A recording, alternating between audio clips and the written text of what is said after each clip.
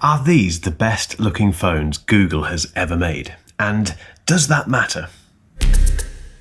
We have new Google devices because it's that time of year. So we have the Pixel 11, the 11 Pro, the 11 Pro XL, the 11 Pro Fold, the Pixel Watch 5, and a brand new product, the Pixel Tag. The Pixel Tag is one of those little things that you put onto your luggage to track where it goes, and if you lose it, it's very handy.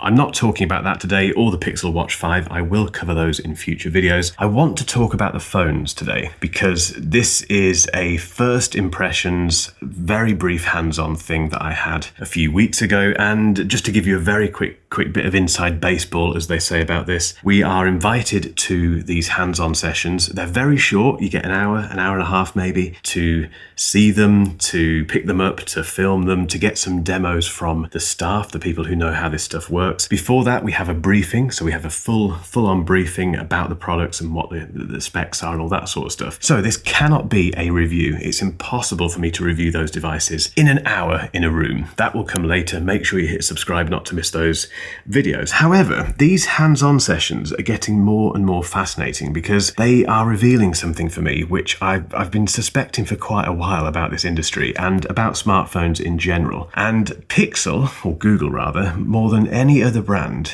I think gets it.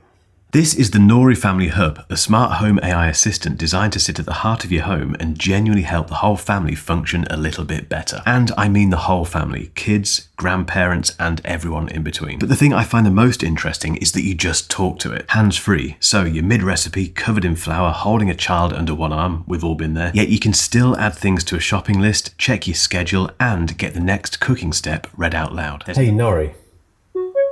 Read the healthy Indian chicken curry recipe. Healthy Indian chicken curry serves 4 and takes about 45 minutes. There's no tapping on a phone or panicking. It also does meal planning based on your family's preferences and allergies. And it can pull recipes straight from Pinterest, Instagram, or TikTok in a clean format by analyzing the image and importing it into the schedule. Nori puts all of this stuff, including your calendar, into a customizable family dashboard and displays chores for everyone, including yours truly. That's all thanks to some very fancy AI-powered organization. Hey Nori, what's on my task list for today?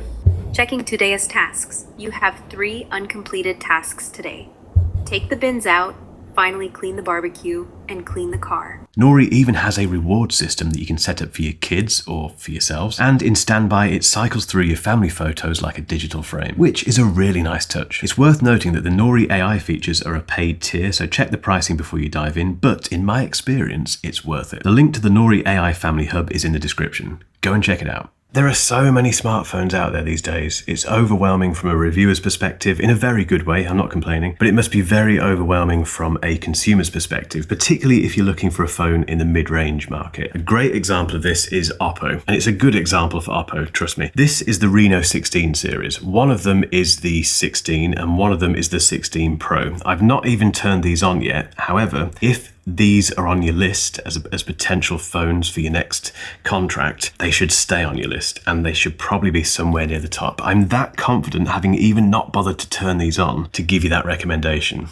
The cameras will be fantastic, the screen will be fantastic, the performance will be great. That kind of sums up how I feel about smartphones at the moment. I love them, I love reviewing them, but they're all a bit samey.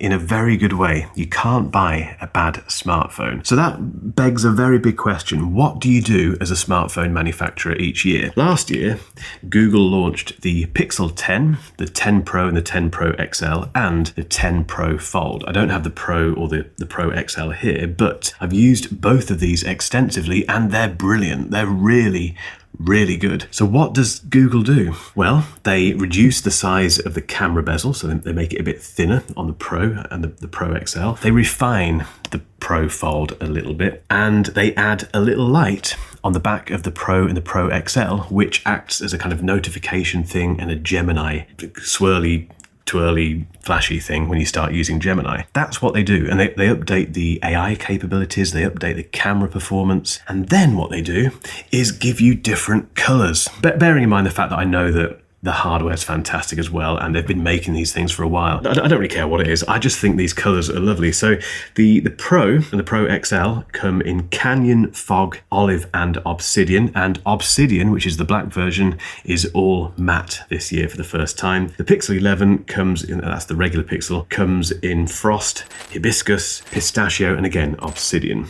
And it's a bit more of a less matte finish. It's more shiny. On the Pro Fold, we get Olive and Obsidian, so just two colours. But I think Google understands that these updates in terms of specs and camera, etc., are important and required, but they're not enough alone to sell these phones. And if you break down what humans really want, I think at the base level, it's something attractive to hold in your hand, that looks lovely every time you pick it up, that makes you think, I spent the right money here. And it can be a completely ridiculous thing like the colour. There is more to these phones though.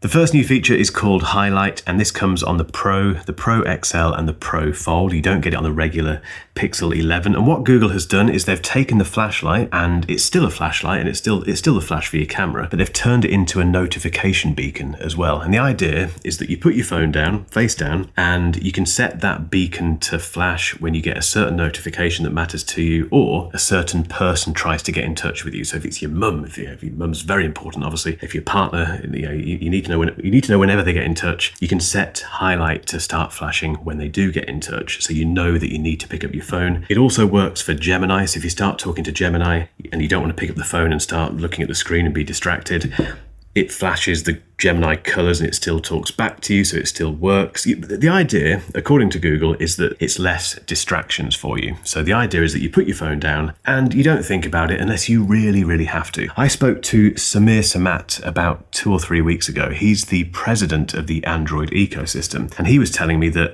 Google are working very hard on this concept of making devices, making technology and AI features which take you away from your phone but keep you engaged with it, if that makes sense. Let the AI do the stuff which you don't need to think about doing, so you can spend more time doing things in the real world. This is a hardware example of that, and we've seen it before. We've seen this from Nothing. This is the Nothing Phone 1. It came out a few years ago, and there's loads of lights on the back of it that flash and do all sorts of stuff. Nothing reduced that fairly recently to this. So they went from this huge back of the phone covered with lights to this tiny little circle, which is like a cluster of LEDs. It's still very gimmicky, but it's different, and I quite like phones that are different for the reasons that I was talking about earlier. This is a much simpler approach to that, and I can't tell you if it helps with distractions at all because I've not tried it myself yet. So when I get one of those phones in my hand and I use it as my main phone for a week, 2 weeks, I will report back. But I do like this concept. The camera system has changed as well, because of course it has, and on the Pro and the Pro XL we have a new 50 megapixel main camera with a 1/1.3 inch sensor and a new 48 megapixel telephoto which has 30% better light sensitivity and can go all the way to 120x zoom, and that is obviously digital, it's AI infused. We had some demos of this in that room and it looked impressive. The light in that room was relatively low for that kind of thing, and it seemed to do a good job. I'm not a big user of these really long digital zooms on camera on phones because they're not optical. I'm a photographer at heart and I want optical quality. And yes, it's impressive what these phones can do, but it's just not really for me. However, I am a bit of a Pixel fanboy when it comes to the photography capabilities of these phones, and if any device is going to do something interesting with 120x super zoom, it's going to be a Pixel, I think, but I do reserve judgment until I try it myself. The standard Pixel 11 has a 48 megapixel main camera with 56% more light sensitivity, which is a lot, and in theory means you should get better low light photos and that sort of stuff. It has the 5 times telephoto, which goes to 30 times zoom, so quite a bit less than the Pro and the Pro XL. And that's the narrative here really with the camera system. I think the gap between the regular Pixel, the Pixel 11, and the Pro and the Pro Fold in terms of camera performance is getting wider. And I think that's sensible. I think that makes sense because it gives you a reason to upgrade to the more expensive phones if the camera performance is really important to you. The other thing they've introduced is something called Magic Capture, which basically means you can point the phone at a subject. So for instance, if you happen to come across a tech YouTuber doing keepy up and some other stuff with a football in a room and it's a bit surprising and you're thinking, what is he doing? You can point your phone at him, you can press a button and it basically takes the best photos for you, and you can pick from the best snaps of Adam doing keepy up. That was interesting. Again, need to test it myself. We also have instant night sight, which means up to 4.5 times faster capture for night photos. And there's camera looks, which is a way of processing your photos with a tap of a button. There's original, obviously, but there's also natural, shadows, and vanilla, which gives you different tones and that sort of stuff. Again, I need to try this stuff. There is more new stuff. Obviously, we have the Tensor G6 chip, which sits in all of these phones and offers 50% more TPU compute, which means it's better at AI stuff. It has 2 times the memory bandwidth. The CPU is 25% faster for browsing and 15% faster for app loading, and offers 20% better efficiency. So in theory, the battery should be better. On the battery, we have 30 plus hours on the Pixel 11 and both Pros actually, and 24 hours plus on the Fold. What does that mean in practice? I will let you know when I do the reviews. Wireless is now 25 watt Qi 2.2 across all of them via Pixel Snap. If you didn't know what Pixel Snap is, he says desperately looking for a way of demonstrating this. Pixel Snap is a bunch of magnets in the back of the phone that allow you to attach things to it for charging and for stands and all that kind of thing. It's now faster across all of them. The displays are 3,600 nits, very bright. Google is saying that's the brightest Pixel yet. Not the brightest smartphone on the market, but 3,600 nits is absolutely fine for everyone. The displays have Gorilla Glass Victus 2, which is 2 times more scratch resistant, and that's very important if on the Pro and the Pro XL you want to put your phone face down and use that highlight feature and not worry about your display. The Fold is 3 times more durable than the 10 Pro Fold. It's about 1 millimeter thinner and about 10% lighter. And 7 years of updates across all of those phones, I believe. So, I have questions.